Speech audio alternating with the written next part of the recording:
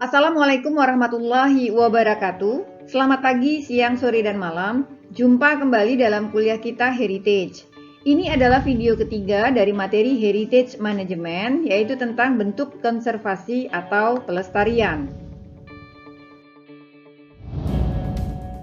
Pada video-video sebelumnya telah dijelaskan tentang pengertian dari pelestarian atau konservasi, yaitu sebagai sebuah proses yang bertujuan untuk memperpanjang umur dari warisan budaya bersejarah dengan cara memelihara dan melindungi keotentikan dan makna dari warisan budaya bersejarah tadi dari gangguan dan kerusakan. Kemudian dikatakan pula bahwa pelestarian adalah usaha dalam rangka memelihara dan melindungi tempat-tempat yang indah dan berharga agar tidak hancur atau berubah sampai batas-batas yang wajar.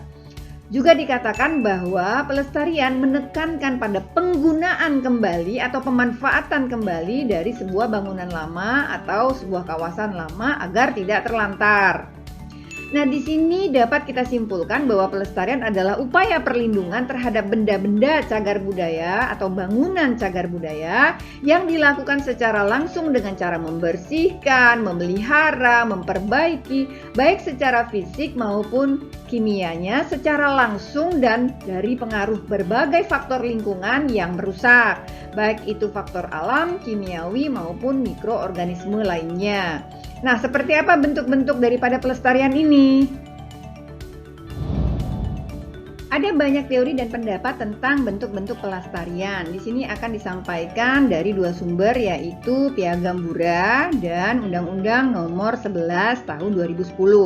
Pada Piagam Bura atau Bura Charter, yaitu The Charter for the Conservation of Place of Cultural Significance, dikatakan bahwa konservasi dapat meliputi seluruh kegiatan pemeliharaan dan sesuai dengan situasi dan kondisi setempat yang mencakup di dalamnya yaitu preservasi, restorasi, rekonstruksi, adaptasi, dan revitalisasi. Sementara dari Undang-Undang Nomor 11 Tahun 2010 tentang cagar budaya dikatakan ada 5 hal terkait upaya-upaya pelestarian.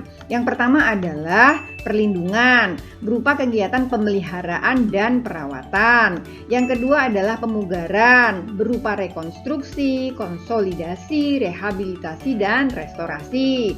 Kemudian yang ketiga adalah pengembangan, yaitu berupa adaptasi dan revitalisasi. Dan yang keempat adalah pemanfaatan bangunan gedung cagar budaya. Yang kelima adalah pembongkaran dalam kondisi tertentu. Kita akan lihat dari hal-hal yang terkait di dalam kedua sumber ini. Hakikatnya, apa yang terdapat di dalam Undang-Undang Nomor 11 Tahun 2010 lebih terperinci daripada apa yang terdapat di dalam Bura Charter. Meski demikian, ada hal-hal yang serupa atau setara.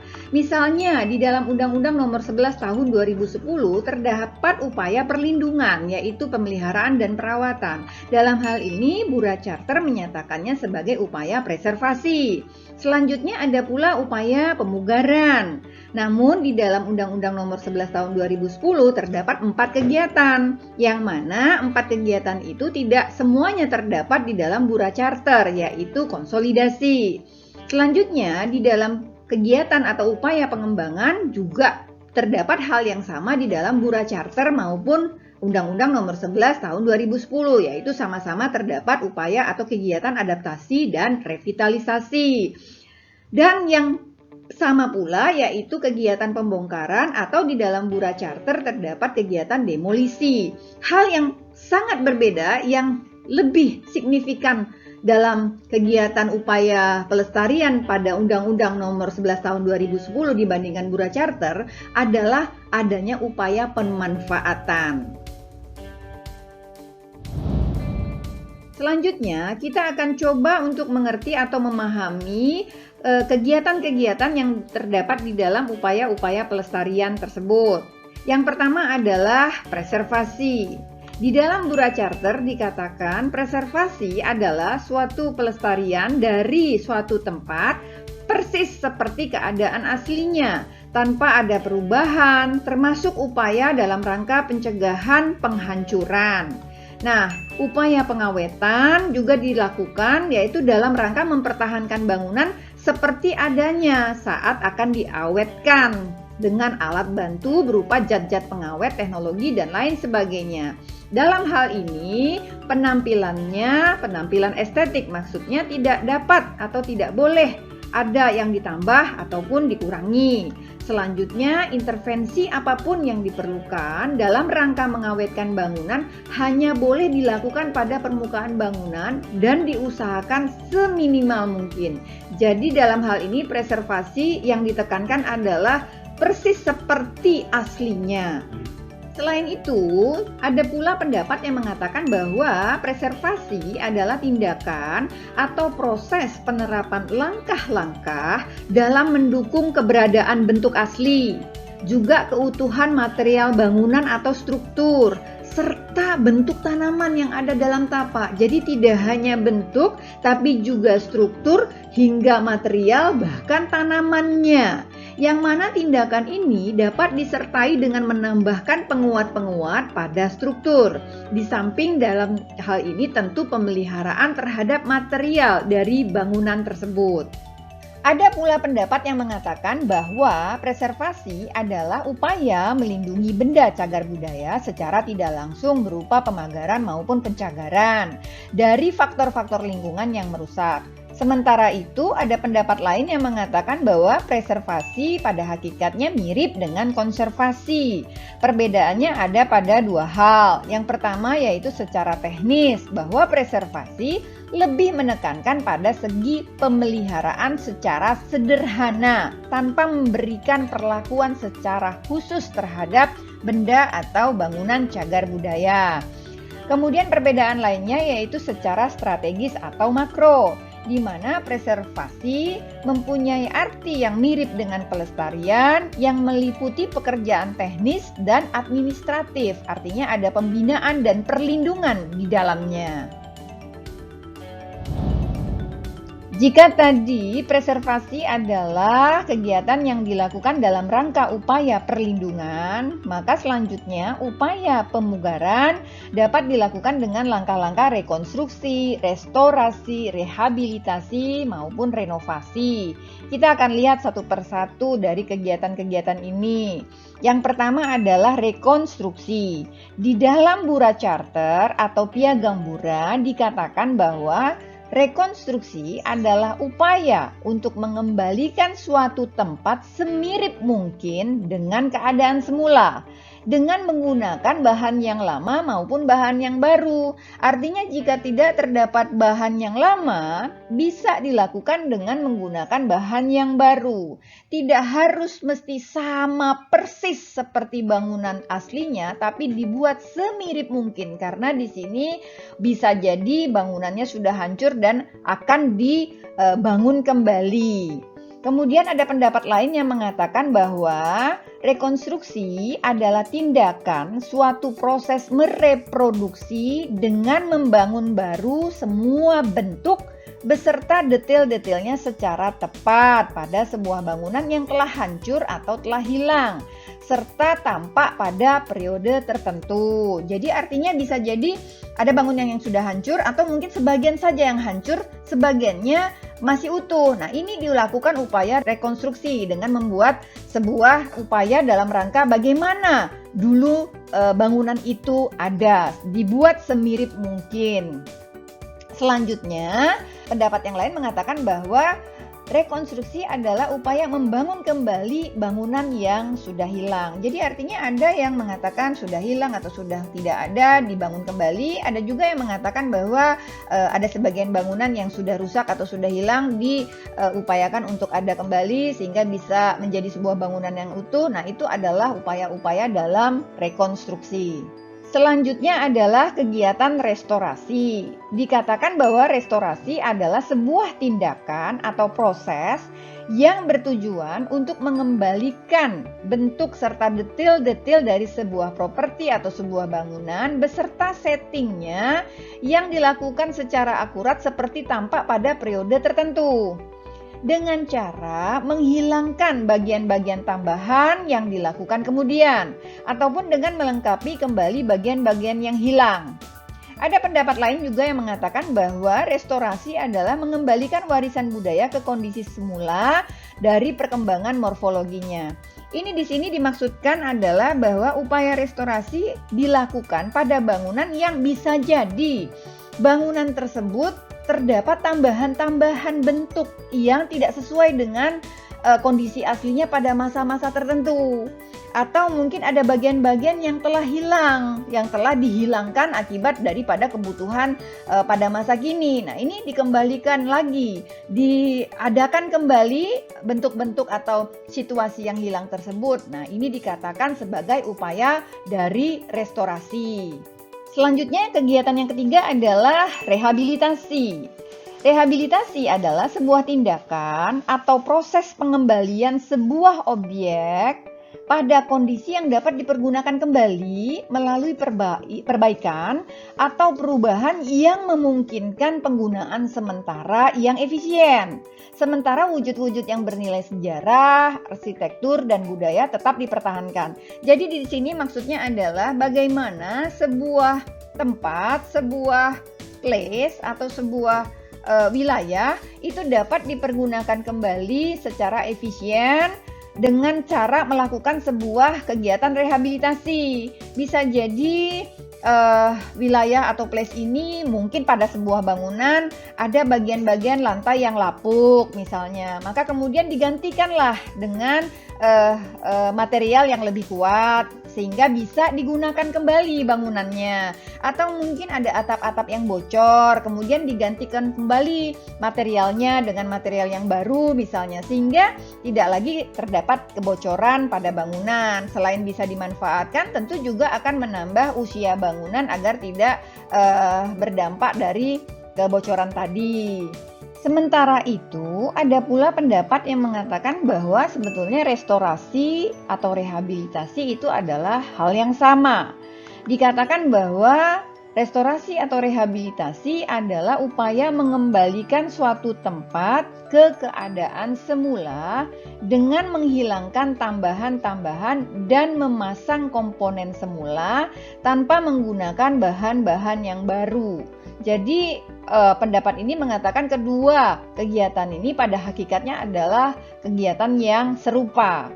Sementara itu, ada pula pendapat yang mengatakan bahwa rehabilitasi hakikatnya sama dengan renovasi, yaitu sebuah usaha untuk membuat sebuah bangunan tua atau bangunan cagar budaya berfungsi kembali, dengan catatan adanya perubahan-perubahan dapat dilakukan sampai batas-batas tertentu saja. Ini dimaksudkan agar bangunan dapat beradaptasi terhadap lingkungan atau kondisi sekarang, atau mungkin kondisi yang akan datang. Sebuah pendapat yang mirip mengatakan bahwa rehabilitasi atau renovasi adalah sebuah proses mengembalikan sebuah objek atau sebuah bangunan agar dapat berfungsi kembali dengan cara memperbaiki agar sesuai dengan kebutuhan saat ini, dengan cara melestarikan bagian-bagian dan wujud yang menonjol atau wujud-wujud yang penting, yang mana hal ini dinilai dari aspek sejarah, aspek arsitektural, maupun aspek budaya. Sementara itu, pendapat lainnya lagi mengatakan bahwa rehabilitasi atau renovasi adalah salah satu dari bentuk pemugaran yang sifat pekerjaannya hanya memperbaiki bagian-bagian tertentu saja yang mengalami kerusakan. Ya, bangunan tersebut tidak dibongkar seluruhnya karena pekerjaan rehabilitasi pada hakikatnya melibatkan hal-hal yang terkait kerusakan-kerusakan yang rendah saja. Pada hakikatnya, kegiatan-kegiatan yang dilakukan dalam upaya pemugaran ini, yaitu rekonstruksi, restorasi, rehabilitasi, dan renovasi, dilakukan dalam rangka untuk mengembalikan bagian-bagian yang rusak atau yang hilang agar bisa dimanfaatkan kembali, agar bisa difungsikan kembali. Namun tidak mesti harus sama persis seperti aslinya dalam konteks material maupun bentuknya, tapi diupayakan menyerupai bentuk aslinya. Artinya jika ada perubahan-perubahan pada bangunan berupa tambahan-tambahan, itu harus dihilangkan. Atau mungkin ada perubahan pada bangunan karena dihilangkan atau dikurangkan, itu harus dikembalikan. Namun tidak mesti harus bahan materialnya sama, bisa saja dengan menggunakan material pengganti. Ini dimaksudkan agar wujudnya bisa dilihat kembali. Nah, biasanya pada bangunan yang dilakukan upaya pemugaran ini, nilai signifikansinya lebih rendah daripada pada bangunan-bangunan yang diharuskan dilakukan upaya perlindungan atau preservasi. Selanjutnya adalah upaya pengembangan, yaitu kegiatan-kegiatan revitalisasi dan adaptasi. Revitalisasi adalah sebuah proses yang dilakukan dalam rangka untuk meningkatkan kegiatan sosial atau ekonomi bangunan atau lingkungan yang bersejarah yang sudah kehilangan vitalitasnya. Misalnya saja sebuah bangunan itu atau sebuah kawasan sudah tidak ada sama sekali kegiatan ekonominya, atau mungkin tidak digunakan lagi oleh penghuninya, atau mungkin bangunan tersebut sudah sangat tua, sudah sangat lapuk, atau mungkin berada di dalam sebuah kawasan yang kemudian tidak berkembang, kemudian yang berkembang adalah wilayah lainnya. Nah, ini bisa dilakukan upaya-upaya untuk memvitalkan kembali bangunan tersebut atau mengupayakan untuk memvitalkan kembali lingkungan tersebut dengan melakukan upaya revitalisasi. Artinya ada perbaikan-perbaikan yang dilakukan dalam pada bangunan tersebut atau di dalam bangunan tersebut. Bisa saja ada pembongkaran misalnya sedikit yang dilakukan misalnya pada lantai, pada atap dan lain sebagainya, sehingga bangunan ini atau kawasan ini bisa digunakan kembali atau berfungsi kembali secara sosial maupun secara ekonomi tentunya. Yang berikutnya adalah kegiatan adaptasi atau adaptive reuse. Dikatakan bahwa adaptasi adalah sebuah proses pengubahan sebuah bangunan untuk kegunaan yang berbeda daripada fungsi pertama kali bangunan itu didirikan. Dikatakan pula bahwa adaptasi adalah membangun kembali bangunan lama untuk fungsi yang baru. Jadi di sini adaptasi adalah merupakan salah satu cara yang ekonomis dalam menyelamatkan bangunan. Dan umumnya terjadi perubahan yang besar dalam proses ini, terutama perubahan pada organisasi ruang dalamnya. Jadi tampilan wajahnya masih sama, estetik bangunannya, fasadnya masih sama, tapi tata ruangnya sudah berubah. Jika kita perhatikan, terlihat bahwa upaya atau kegiatan revitalisasi pada hakikatnya sama dengan kegiatan adaptasi. Itu sebabnya terdapat pendapat yang mengatakan bahwa revitalisasi adalah sebuah kegiatan adaptasi pula. Karena dikatakan bahwa adaptasi atau revitalisasi adalah suatu usaha untuk merubah suatu tempat agar dapat digunakan untuk fungsi yang lebih sesuai, di mana fungsi atau kegunaan yang dimaksud tidak menuntut perubahan yang drastis atau hanya memerlukan sedikit dampak yang minimal. Dikatakan pula bahwa adaptasi atau revitalisasi itu adalah upaya untuk memvitalkan kembali suatu tempat atau suatu kawasan. Nah, ini dilakukan upaya-upaya revitalisasi maupun adaptasi ini dalam rangka pengembangan dikarenakan akibat daripada nilai signifikansinya di bawah nilai-nilai yang terkandung untuk bangunan-bangunan yang perlu pemugaran atau perlindungan. Jadi bisa dilakukan upaya-upaya yang lebih banyak atau lebih besar pada bangunan-bangunan atau situs-situs atau kawasan tersebut. Nah, selanjutnya masih ada dua upaya dalam kegiatan pelestarian, yaitu upaya pemanfaatan dan upaya pembongkaran.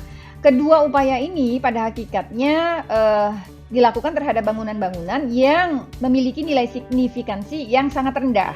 Jadi tidak sekuat pada bangunan atau situs atau kawasan yang diupayakan dalam rangka upaya pengembangan, kemudian mungkin pemugaran maupun perlindungan atau preservasi.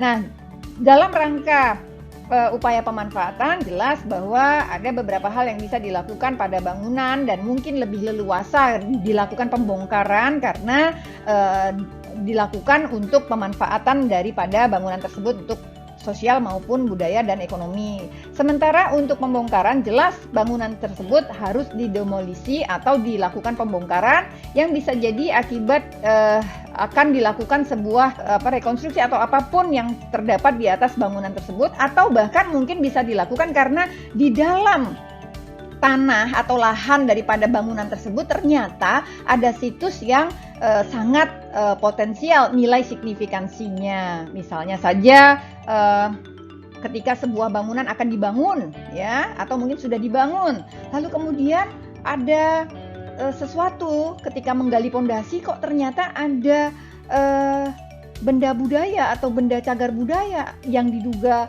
merupakan peninggalan masa lampau. Ini pernah terjadi misalnya pada bangunan perpustakaan Universitas Islam Indonesia misalnya, ketika akan dibangun perpustakaan digalilah pondasi, ternyata di situ ada sebuah situs mungkin berupa candi atau semacamnya yang berada di dalamnya, sehingga kemudian terjadilah upaya pembongkaran pada bangunan yang akan dibangun, bahkan kemudian dilakukan upaya perubahan desain akibat dari sebuah usaha untuk menyelamatkan lahan yang mana terdapat situs di dalamnya. Dan pada akhirnya situs tersebut kemudian menjadi bagian daripada bangunan perpustakaan Universitas Islam Indonesia tersebut.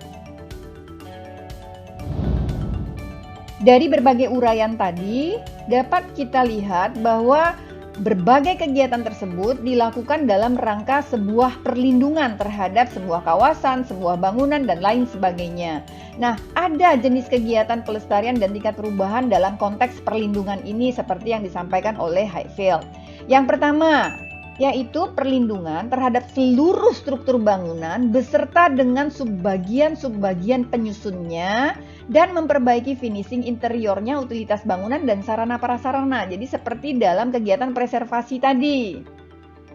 Selanjutnya ada juga perlindungan yang dilakukan terhadap seluruh selubung eksterior bangunan, termasuk atap dan sebagian besar interiornya dengan perubahan kecil pada struktur internal dan memperbaiki finishing interior, utilitas, dan sarana sanitasinya. Ini terdapat dalam upaya pemugaran seperti rekonstruksi dan lain sebagainya. Kemudian terdapat pula perlindungan terhadap seluruh selubung eksterior existing, termasuk atap, dengan perubahan besar pada struktur internal serta perbaikan finishing, utilitas, dan sarana saniter. Ini bisa dilakukan pada upaya-upaya pengembangan, ya. Selanjutnya ada pula perlindungan seluruh dinding selubung bangunan dan demolisi total pada atap dan interiornya dengan membangun bangunan yang sama sekali baru di belakang fasad yang dipertahankan. Ini sama seperti dalam konteks pengembangan.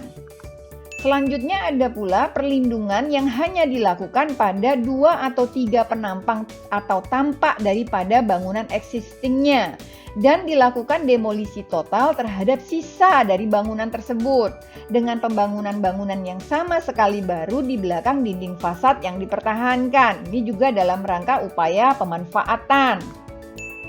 Selanjutnya ada perlindungan yang hanya dilakukan pada satu penampang atau tampak bangunan pada sebuah dinding fasad dari sebuah bangunan existing dan demolisi dilakukan terhadap total sisa bangunan dengan membangun bangunan yang sama sekali baru di belakang dinding fasad. Ini biasanya dilakukan pada bangunan-bangunan yang nilai signifikansinya kecil dan kemudian tidak bisa dilakukan upaya rekonstruksi pula dan kemudian perlu dimanfaatkan untuk fungsi-fungsi yang baru atau dikembangkan atau dikembangkan untuk usaha-usaha yang baru di dalam bangunan atau situs tersebut. Dan yang terakhir adalah demolisi total bangunan existing dan menggantinya dengan bangunan yang baru. Ini jika dirasakan bahwa bangunan itu sama sekali akan mengganggu upaya perlindungan terhadap bangunan yang ada di sekitarnya atau justru mengganggu dari keseluruhan cagar budaya yang terdapat di dalam kawasan tersebut. Demikianlah uraian tentang bentuk-bentuk kegiatan dalam upaya pelestarian. Bagaimana kemudian konsep pelestarian tersebut? Saksikan terus video-video selanjutnya. Selamat pagi, siang, sore, dan malam. Assalamualaikum warahmatullahi wabarakatuh.